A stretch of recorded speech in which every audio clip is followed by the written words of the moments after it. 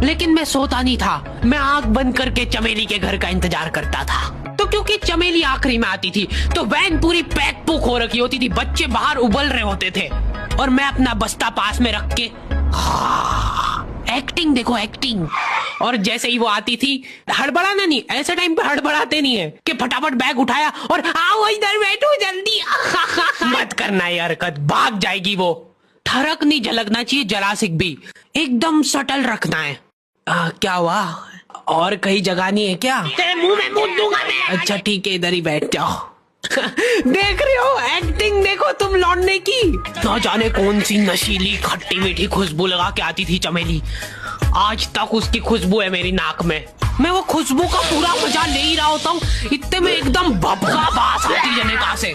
ये स्कूल वाले तुमसे मेहनत के नाम पे कुछ भी करवा रहे हैं। हम लोग जब छोटे थे ना तो हमारे स्कूल वाले हमको बस में घुसड़ घुसड़ के मार्केट ले जाते थे और वहाँ मार्केट में हमसे ये हरकत करवाते थे, बंद करो बंद करो नशा नशा बंद करो। अरे वाह यार बेटा, तुम तो नशा मुक्ति बंद करा रहे हो, बढ़िया बढ़िया। पूरे 2 घंटे ये करने के बाद हमको रियलाइज हुआ कि हम लोग तो बोल ही गलत रहे थे, हम लोग नशा मुक्ति ही बंद करा रहे थे। क्या मतलब कि मैम हम लोग 2 घंटे से नशा करने का बोल रहे हैं, और तो और हम लोग ये इतने कॉन्फिडेंस से बोल रहे थे कि कई सारे लोग तो चालू भी हो गए थे। सही बात है, सही बात, बंद कर दो। अगर तुम्हारे घर में कुछ भी बिगाड़े काम हो रहे, कुछ भी, तो उसका इल्जाम तुम्हारे ऊपर आएगा। किसने तोड़ा ये? इन्होंने, इसने, इन्होंने, इसने, इन्होंने, इसने, इन्होंने। मम्मा देखो देखो मेरी आंखों में देखो, आपको मेरी आंखों में सच दिख रहा है ना। अब आप ही बताओ कि मैं ऐसा कर सकता हूँ क्या? क्यों तोड़ा? सच बोल। अरे मैंने नहीं तोड़ा। मेरे को झूठ बिल्कुल भी नहीं पसंद है। मेरे को भी। मैंने नहीं तोड़ा।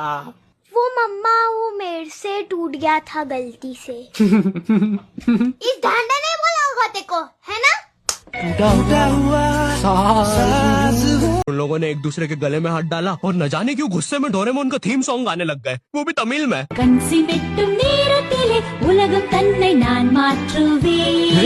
क्या? बचपन में मुझे गुस्सा भी बहुत आता था, तो मेरी मम्मी ने मुझे एक रेड स्टोन की अंगूठी पहना दी और सरप्राइजिंगली उससे मेरा गुस्सा इतनी जल्दी उतरने लग गया, क्योंकि अब मैं जब अंगूठी पहन के लोगों को पीटता था तो गुस्सा इतनी जल्दी शांत होता था। वैसे ये अंगूठी मुझे एक बाबा जी के आश्रम से मिली थी। जब मैं वो आश्रम में गया था, वहाँ एक बहुत ही हॉट सी बंदी मुझे देख के बार बार स्माइल करे जा रही थी, तो मैंने भी मौके पे चौका मारा और जल्दी से अपना नंबर पेपर पे लिख के उसकी तरफ फेंक दिया। वो बंदी ने भी बड़े प्यार से मेरा नंबर उठाया और खा लिया।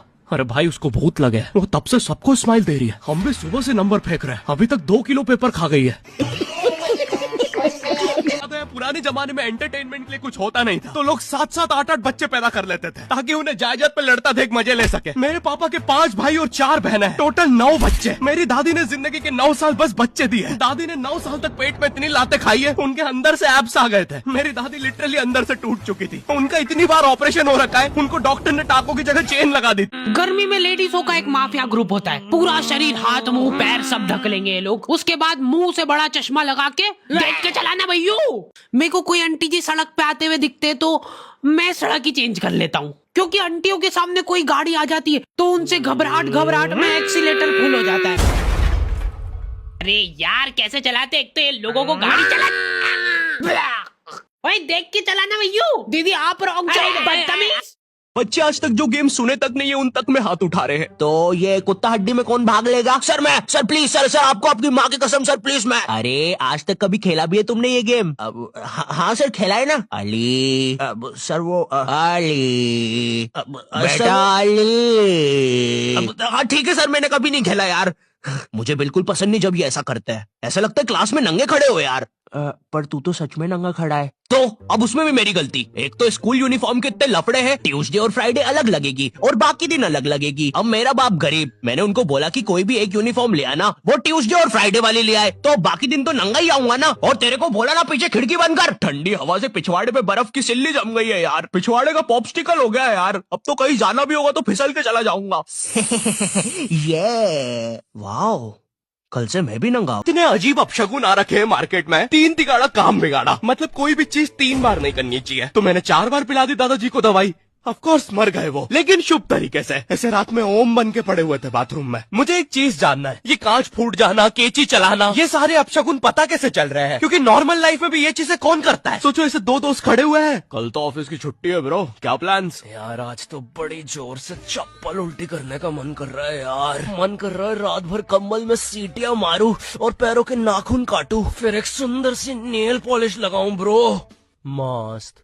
आखिरी वाला तो अपशगुन भी नहीं था। दूसरी आंटियां उनके बच्चों को डराती थी मेरी मम्मी से।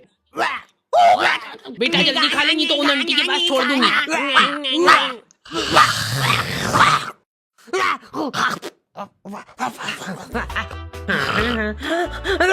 अलग खौफ था बच्चों के बीच में उनका।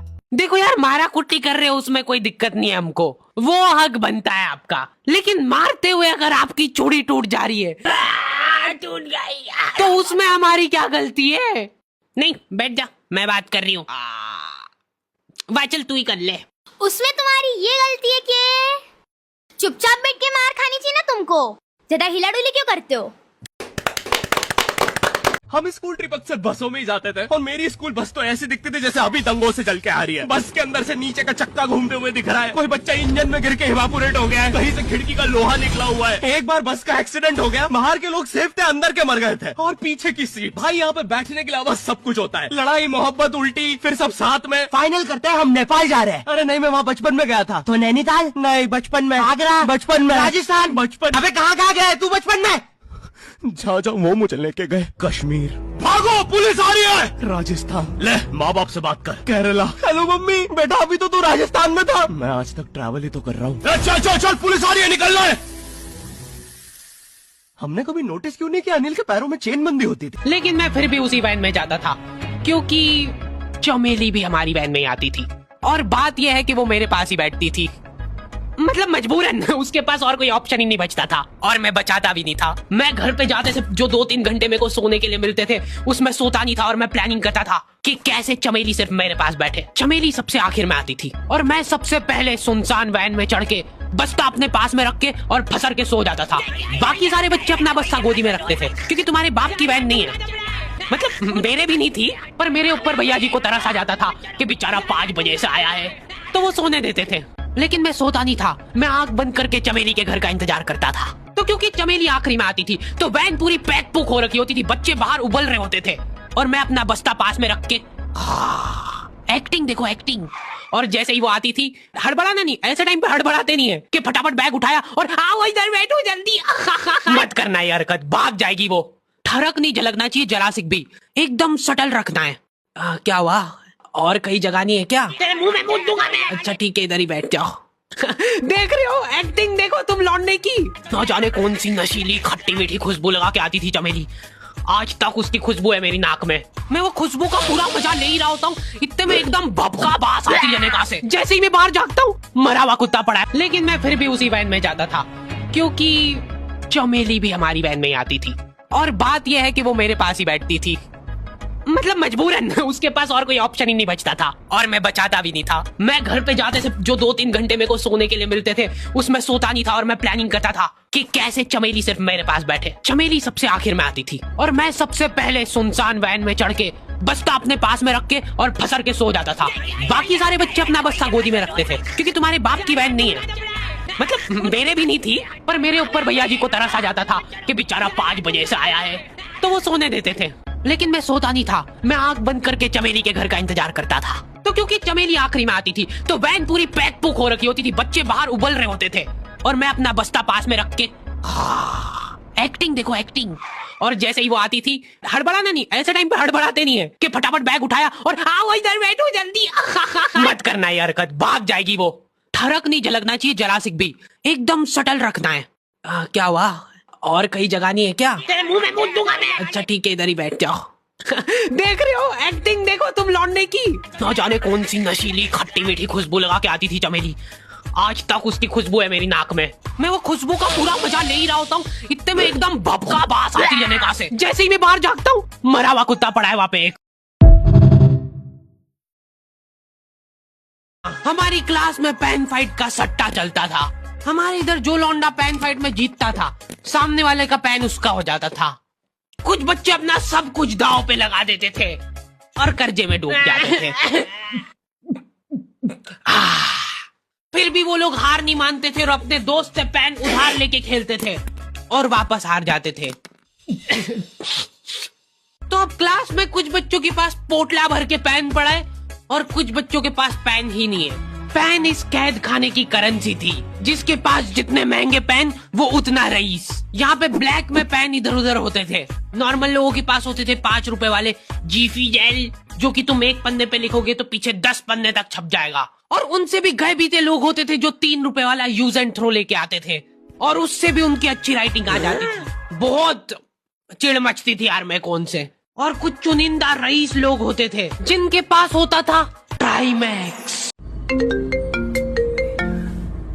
हेलो, हाँ बेटे आशीष, हाँ जी। अपनी हांजी की शिकंजी पकड़ ले। दरअसल कल तुम्हारी गाड़ी में से ना रात को 1, 2, 3, 4, 11 कांच की बोतलें निकली है जिसपे लिखा हुआ था बुडवाइजर। अब पहले तो हमें समझ नहीं आया, बाद में खुशबू चेक करी तो समझ आई। बात क्या है, तेरी माँ रोने लग पड़ी कि कहीं मेरे लड़के को पथरी तो नहीं हो गई है, वो पी के ठीक कर देगा वगैरह वगैरह। तो मैंने उसको समझाया, भोली गाय मेरी बात सुन, हमारे घर में ना पुत्र नहीं पैदा हुआ, पथरी पैदा हुई है। ये चलती फिरती पथरी है।